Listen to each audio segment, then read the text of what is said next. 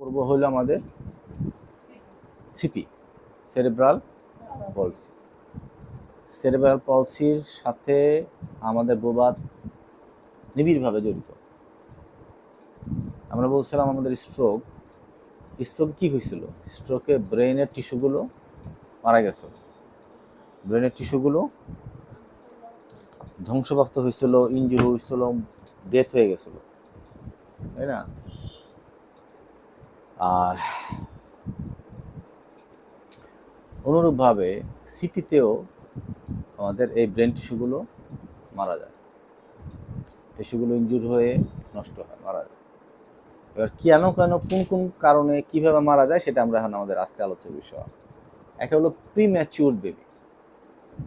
Premature বেবির সাথে সিপির সম্পর্কটা কি, তাই না? কি সম্পর্ক? একটু আগে একটা উদাহরণ দিচ্ছি, আমাদের বাস্তব একটা উদাহরণ দিই। আমরা একটু আগে বললাম যে গত স্ট্রোকের অনেক ক্লাস আমরা পারতেছি না। কেন পারতেছি না? সেটা হলো প্রিম্যাচিউর ফিজিওথেরাপিস্ট। কি হবে আমাদের কিসের সাথে সম্পর্ক? Premature physiotherapist. প্রিম্যাচিউর ফিজিওথেরাপিস্ট কেন মিলাইতেছি, সঙ্গে মিলতেছে। কিভাবে মিলে আমি বুঝাই দিই। সেটা হলো, যদি আমরা ম্যাচিউর হইতাম, যদি আমরা আমাদের পড়াশোনা, যদি আমাদের দোষ দিতেছি না, দোষাদোষির কথা বলতেছি না, যদি আমাদের কারিকুলামটা ঠিক থাকতো, যদি আমাদের পড়াশোনার মানটা এক বছর আমাদের সেই মানের পড়াটা পড়াইতো আমাদের টিচাররা, সেই মানে যদি আমাদের ব্রেন পড়াইতো কি রিজেরিন, তাহলে আমাদের কালকে ক্লাসটা বুঝতে কষ্ট হইতো না, আমরা পারতাম। কি জেরিন বোঝা যায় কথা? যদি ক্লাসটা আমাদের একাডেমিক, আমাদের যে আমরা যখন পাশ করে আসছি তখন যদি আমাদের সেই লেভেলে পড়ানো হইতো, সেভাবে যদি স্পটিং হইতো, সেভাবে প্র্যাকটিক্যাল হইতো, সেভাবে থিওরি হইতো, হ্যাঁ, সেইভাবে যদি আমাদের ভাইবা হইতো, তাহলে কি আমরা আজকে কালকে এত আমাদের দুর্দশা হয়?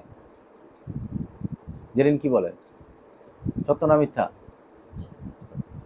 তাহলে এটা কি ম্যাচিউর হয়নি? আমরা ম্যাচিউর হইনি। ম্যাচিউরটা হয় কীভাবে? এটা ম্যাচিউর হয়নি, পড়তে পড়তে না ম্যাচিউর হইতো।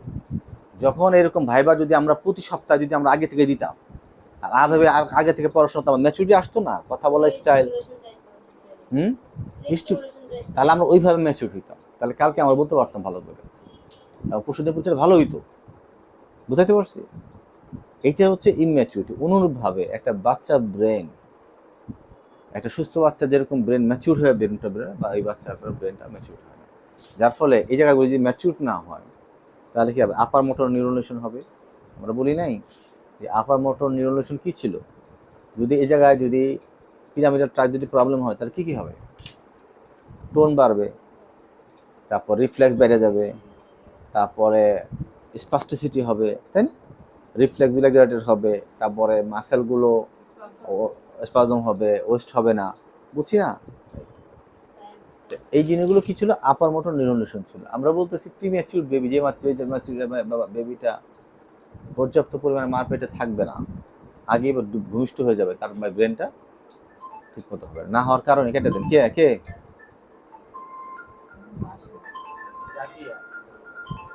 ধরেন ধরেন ধরেন ধরেন ধরেন